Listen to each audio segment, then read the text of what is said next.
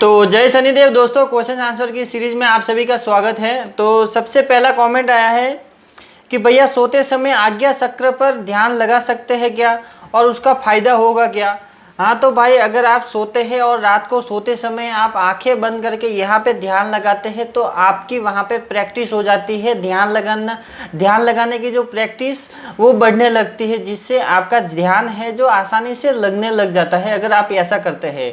या फिर क्या होता है कि अगर आप जाप कर रहे हैं और यहाँ पे ध्यान लगा रहे हैं कंटिन्यू डेली 1 घंटा या 1.5 घंटा आप बैठते हैं और यहाँ पे अगर ध्यान लगाते हैं तो जब भी आप सोते हैं तो ऑटोमेटिकली आपका ध्यान यहाँ पे चला जाएगा। ये कैसे होता है कि आप रेगुलर जब जाप करते हैं तो जैसे ही आपकी आंखें बंद होती हैं आपके ऊपर की तरफ चली जाती है ऐसी, और आपका ध्यान ऐसे लगने यहाँ पे ऑटोमेटिकली आपका ध्यान यहाँ पे आ जाता है। ये आप रेगुलर ज़्यादा टाइम तक करते तो होता है।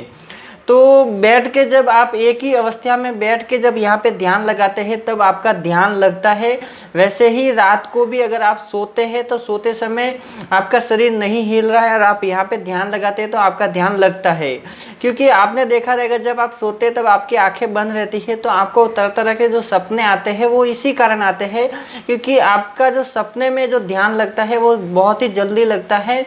आप सपने के अंदर आपकी पूरी अवस्था शून्य हो जाती है, जिससे आपकी आत्मा आपके शरीर से निकल के अलग अलग जगह पे भ्रमण करके आती है, तो वो वही के नज़ारे आपको सपने में दिखाई देते हैं। तो फायदा होता है, आप जरूर करें।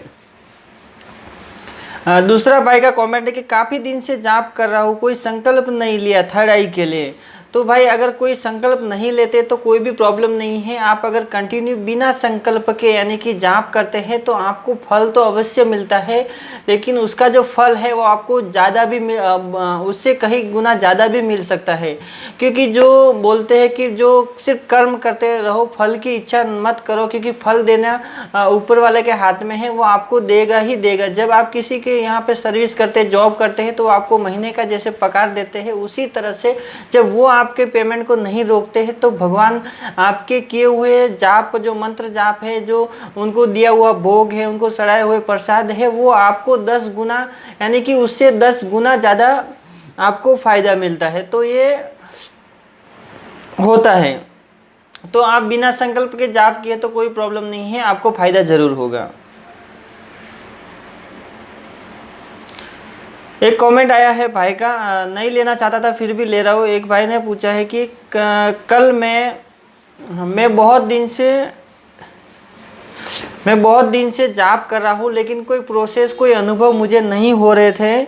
लेकिन कल मैंने आपकी वीडियो देखी तो वहाँ पे मैंने देखा कि आपने वहाँ पे कुछ दान के लिए अकाउंट नंबर वगैरह दिया है, तो मैंने उस अकाउंट में 51 रुपये ट्रांसफ़र किए। हाँ भाई, मुझे 51 रुपये जो हुए हैं, ट्रांसफ़र हुए, मैंने देखा है, आपका मिला है। आपका और आपके अलावा कम से कम 15 लोगों ने 51, किसी ने 101 और एक भाई ने 1001 रुपये उस अकाउंट में ट्रांसफ़र किए हैं, जो कि दान किए हुए हैं।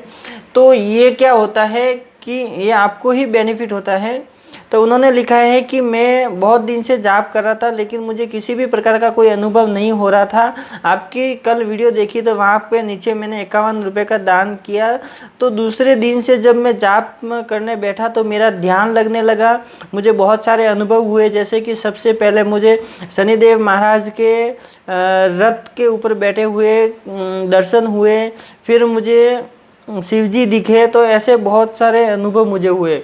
तो भाई ये क्या होता है कि जब आप चैरिटी करते हैं, जब आप कहीं पे अटक जाते हैं तो आप चैरिटी ज़रूर करें, कहीं पे भी दान ज़रूर करें। आप गाय को रोटी खिला सकते हैं, कुत्ते को रोटी खिला सकते हैं, कबूतर को दाना दे सकते हैं, मतलब इसी प्रकार के आप दान कर सकते हैं। किसी भी देवी देवताओं के वहाँ पे मंदिर में जाके आप नारियल अगरबत्ती दे सकते हैं, या फिर जो मैंने अकाउंट नंबर दिया है आप वहाँ पर भी कर सकते हैं। क्योंकि ये भी जो चीज़ है, आपका जो पैसा जो आता है वो एक साइड पे होता है, और उसी पैसों से जो भी जैसे कि उसी पैसों से एक तो अगरबत्ती, घी और नारियल, ये 3 चीज़ें खरीदी जाती है और ये देवी देवता को ही भोग लगता है, तो उसका बेनिफिट आपको ही मिलता है। एक और भाई का कमेंट है कि भाई सर पर कपड़ा ज़रूरी है जाप करते समय। तो ये भाई ने इसके लिए कमेंट किया था कि कल मैंने बताया था कि जब आप जाप करते हैं तो आसन और सिर पे कपड़ा रखते हैं तो आपके जो मंत्र जाप है कोई मलिन, जैसे कि मंत्र जाप कोई चुरा नहीं पाते हैं। तो भाई आपको आसन रखना बहुत ही ज़रूरी है, लेकिन सिर पे कपड़ा नहीं रहेगा तो कोई प्रॉब्लम नहीं है, लेकिन आसन लगाना बहुत ही ज़रूरी है। और साथ में अगर सिर पे कपड़ा भी रखते हैं तो कोई प्रॉब्लम नहीं है, उसका भी बेनिफिट आपको मिलता ही मिलता है।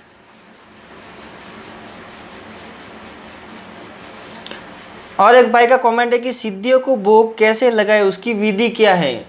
तो भाई सिद्धियों को भोग लगाने की कोई विधि नहीं है। जैसे आप घर के अंदर अपने देवी देवताओं को दीपक और अगरबत्ती लगाते हैं, उसी प्रकार से आप जिन देवी देवताओं की आपके पास सिद्धि है उनको भोग चढ़ा सकते हैं। जैसे कि भोग का मतलब क्या होता है कि जो नारियल रहते हैं, जो नारियल जैसे कि आखे आखे जो नारियल जो गोले रहते हैं, उन नारियल का भोग लगता है। तो आप एक टाइम या फिर एक दिन रखे, जैसे कि सोमवार का दिन रखे, मंगलवार का दिन रखे, कोई भी हफ्ते में एक ऐसा दिन रखे उस दिन आपको उनको नारियल का एक हवन के टाइप करना है, एक भोग का, जैसे कि हवन कुंड छोटा सा लेना है। उस आप जितने नारियल, जैसे कि 5 है 10 है 11 इतने नारियल लेके आपको एक साथ में उनको जलाना है।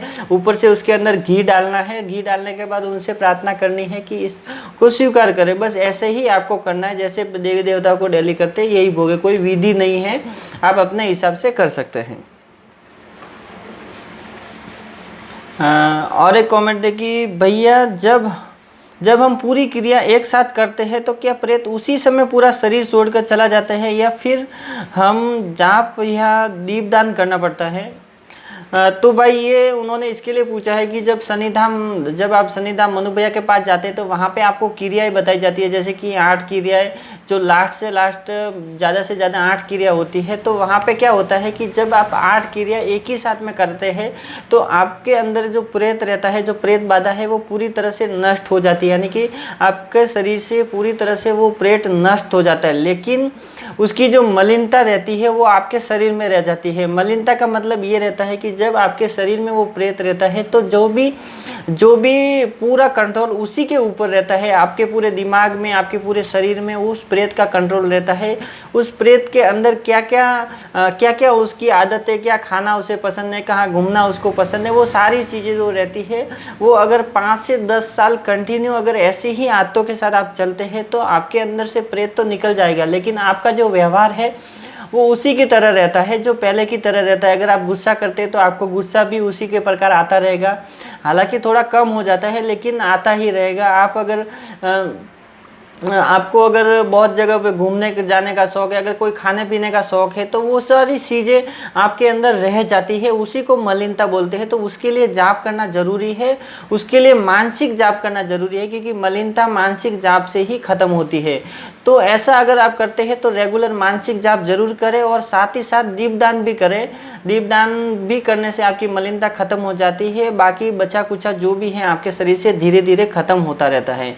तो जाप मानसिक करना है और दीपदान भी कर सकते हैं, ये ज़रूरी है। तो ये आपको 1-2 महीने तक करना चाहिए, और जब रेगुलर जाप करते हैं, मंत्र जाप करते हैं, तो आपको तो बेनिफिट है ही, आपके पूरे परिवार को बेनिफिट मिलेगा और आने वाली 7 पुश्तों तक इसका बेनिफिट मिलता है, और आपको जीते जी उसका फल मिलेगा और मरने के बाद भी आपको उसका जो मंत्र जाप करते हैं उसका फल मिलेगा। तो बस दोस्तों आज के लिए इतना ही। वीडियो अच्छी लगी तो लाइक कीजिएगा, शेयर कीजिएगा अपने दोस्तों के साथ। अगर आप मेरे चैनल पर नए तो चैनल को सब्सक्राइब जरूर कीजिएगा, क्योंकि इसी प्रकार की मैं वीडियो डेली बनाता रहता हूँ। इसी प्रकार से आप जो भी कमेंट करते हैं मैं उस कमेंट का रिप्लाई देता रहता हूँ। तो दोस्तों आपके मन में भी कोई भी ऐसा सवाल है, कोई डाउट है, तो आप वीडियो के नीचे कॉमेंट जरूर करें। तो जय शनिदेव दोस्तों।